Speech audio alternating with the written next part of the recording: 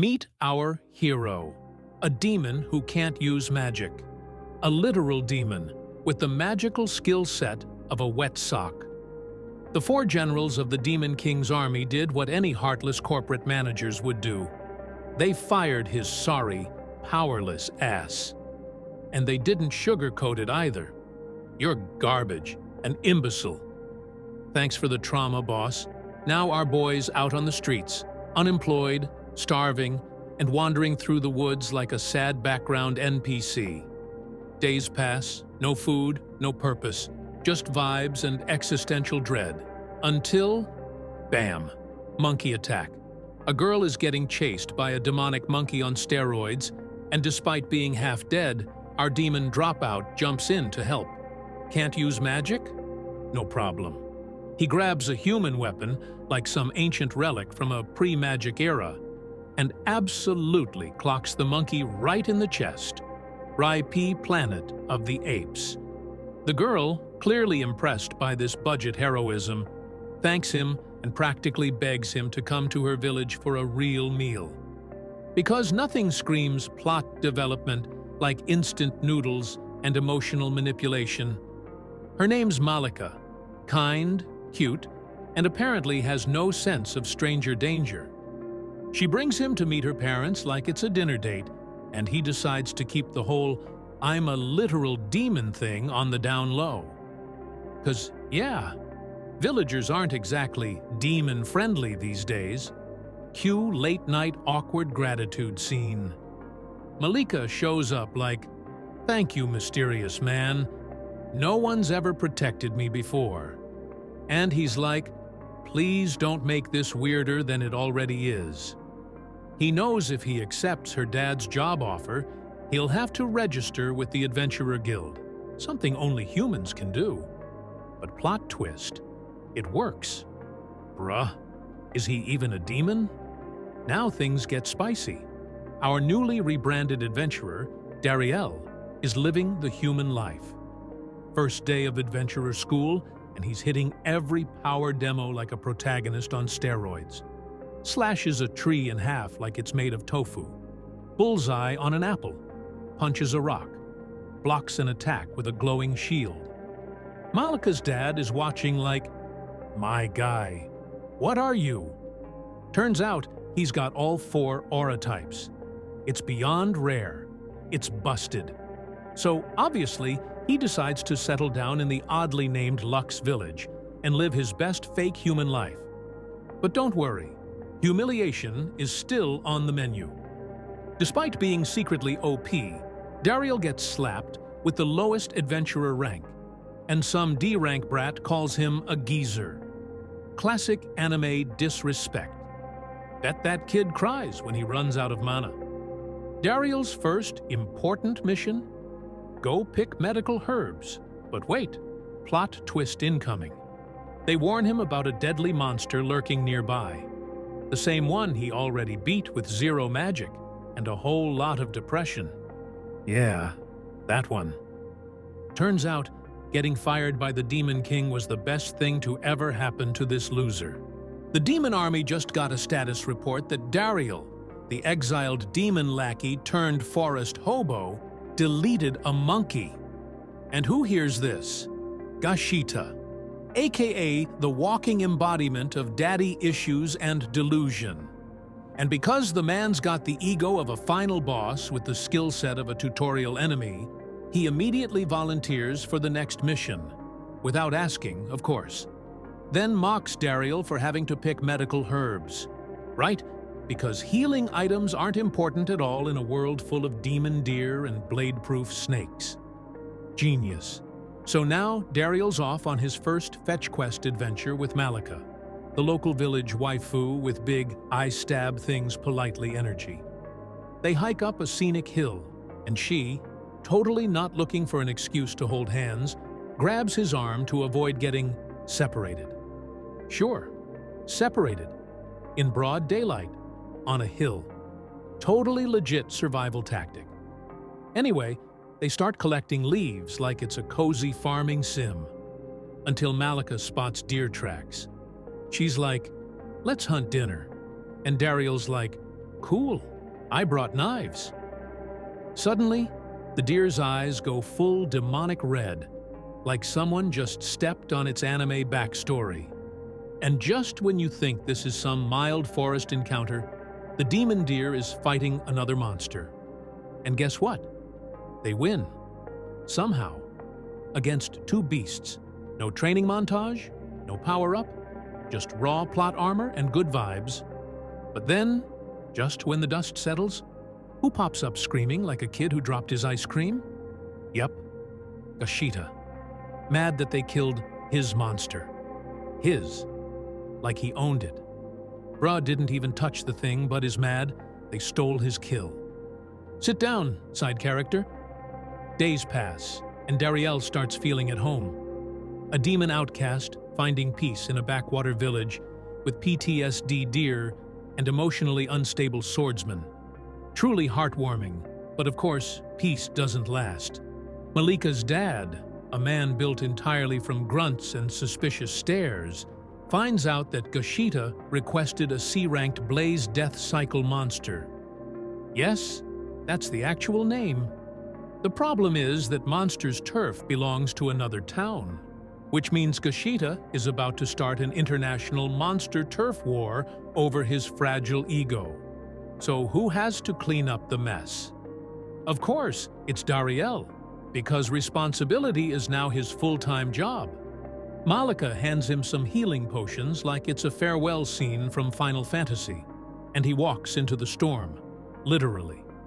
Rain pouring, thunder crashing, plot intensifying. Cue dramatic entrance. Dariel sees Gashita, once again, getting chased like he owes the monster rent. The beast? A giant snake with armor skin and the patience of a DMV worker. Gashita swings his sword and, surprise, it does absolutely nothing. Wet noodle levels of damage. Dariel jumps in like a hero with main character syndrome, slices the snake mid-air, but doesn't finish the job. Plot twist, his sword breaks. What does he do? Picks up a chunk of the broken blade and throws it into the snake's throat like a javelin from hell. Boom! Fatality. That's called recycling with rage. He patches up Gashita's leg because even idiots get healthcare in anime, and heads home like it's just another Tuesday. Next day, Malika cooks up a 5-course deer feast, because obviously she's the kind of girl who can slay monsters and meal prep. Gashita, now humbled and hopping around like a sad golden retriever, starts begging to work with Dariel like nothing happened. And just like that, this village became his home. But don't get comfy, because in this world, peace is just the loading screen before the next trauma update. So now we've got Gashita, formerly the village clown, now Dariel's self-declared big bro, following him around like a lost puppy with abandonment issues. And as annoying as that sounds, it's somehow less stressful than the absolute chaos bomb that is Malika, whose feelings for Dariel are escalating faster than a shonen protagonist's power level in episode 3. Dariel's trying to mind his own business, wondering why this peaceful village has more empty houses than useful NPCs, and ends up on a quest to find a map, because nothing says epic hero's journey like cartography. He finds Malika, sad girl mode activated, feeling guilty for making him suffer. Insert emotional violin music and a dramatic camera angle. Dariel, being the emotionally numb rock that he is, tells her it's fine and just asks for the damn map. Priorities, people, cue Malika's dad, who shows up with that classic "I've seen war and my bones hurt" energy. He drops lore like an old man drops life lessons. Apparently, the village used to be full of life, until the demons hijacked the local mine, turning it into their personal loot box. Now, the village is dying. And it's not the poetic kind. It's the economy sucks. Everyone moved out kind. So, what does Dariel do? He heads to the mine. Why? Because plot. Also, It used to be his old job, back when he was a cog in the Demon Army HR department or whatever. And sneaking in? Piece of cake. No guards, no alarms, just sadness and regret. Inside, he finds the Knockers, his old gremlin co-workers, basically pickaxe-holding mascots of depression. They're miserable, missing Dariel, and dreaming of escape like this is a fantasy prison break anime. But just as he's about to stage a peaceful little reunion, enter the soldiers, here to collect Mithril and ruin the mood. But wait, they're mad. There isn't 4 times as much as before. Like, sorry boys, this isn't Amazon Prime. Resources don't respawn in 24 hours. Then comes the moment. One of these budget-armored stormtroopers tries to execute a knocker on the spot, and Dariel leaps in like the main character he accidentally became.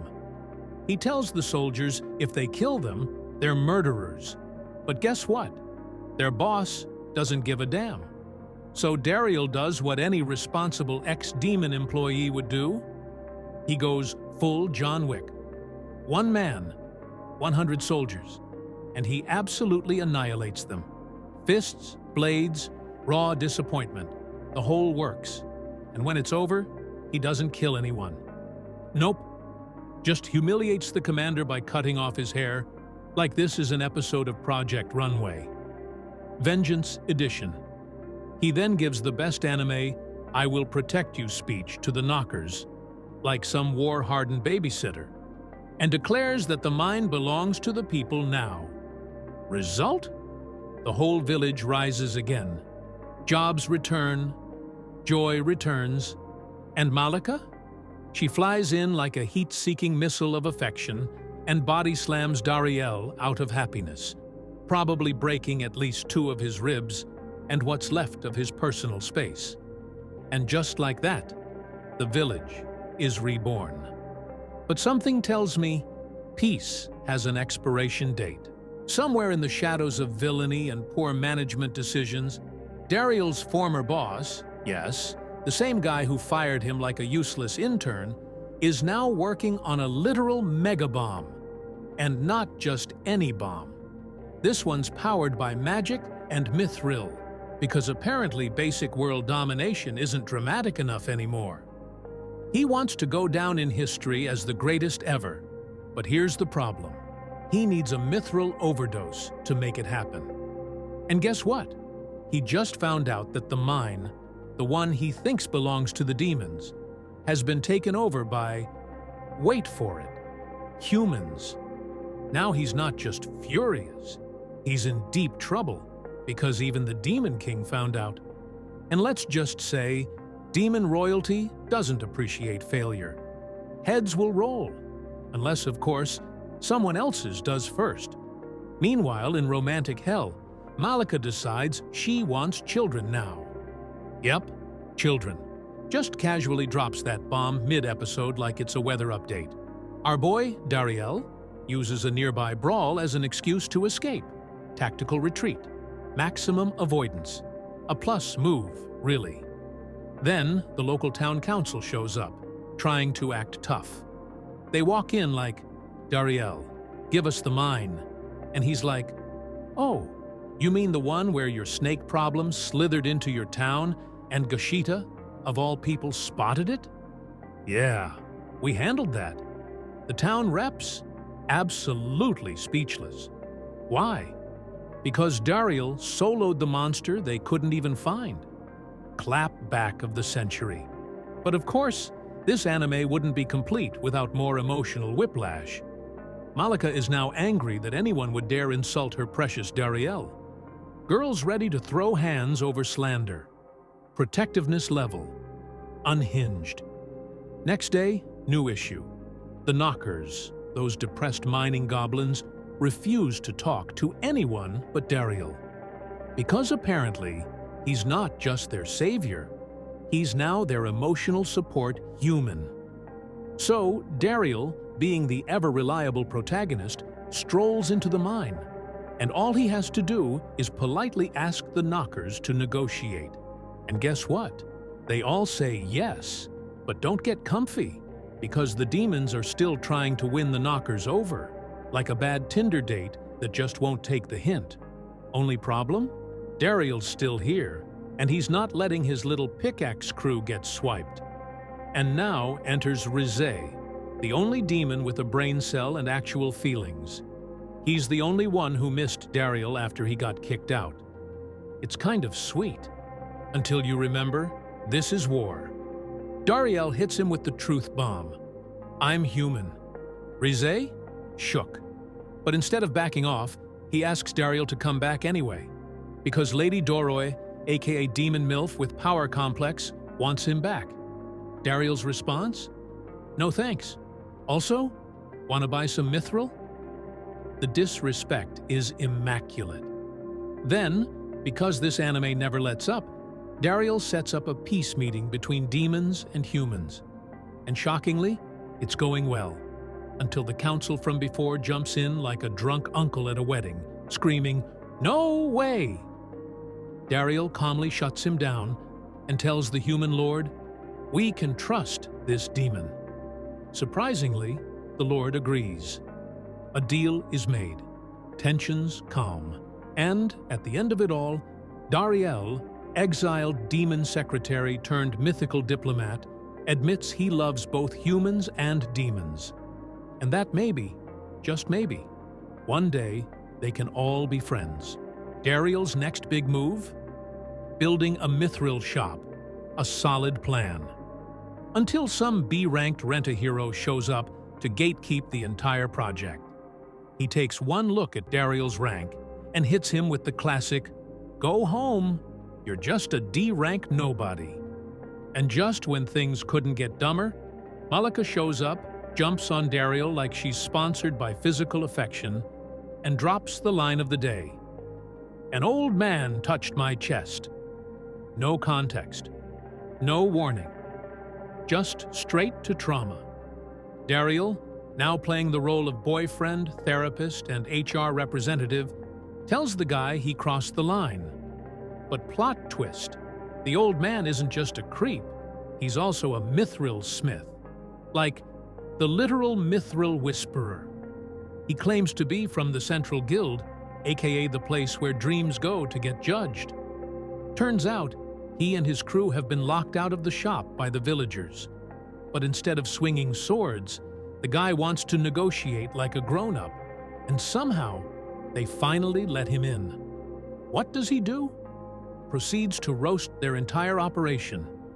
"You're doing it wrong," and then casually crafts a god-tier sword like he's making pancakes. Dariel tests it by chopping a tree in half. Because yes, every good weapon deserves a tree test. But then the old man's like, "Cool, now give me that sword back." And then adds, "Also, you're sticking with me now." Why? Because he built a new workshop. And surprise, they need demon power to run it. Because obviously, why use electricity when you can channel raw evil? So Dariel pays a visit to his demon homie, who's like, "Yeah, sure, I'll power your fantasy blacksmith shop. No big deal." And here's where it gets wild. The old man confesses his dream is to craft the most magical weapon in existence, just for Dariel. Because apparently, our boy went from fired peasant to anime Jesus. But peace never lasts. Now enters another B-rank adventurer with a superiority complex the size of a dragon. He tells Dariel to leave Lux Village and join him because the village is too weak. Dariel, king of calm claps, declines.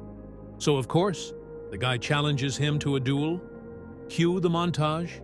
The old man rushes in like a bootleg Mr. Miyagi to train Dariel overnight in mithril swordplay. Malika? Stress eating her feelings in the corner. Everyone's anxious. Next day, duel time.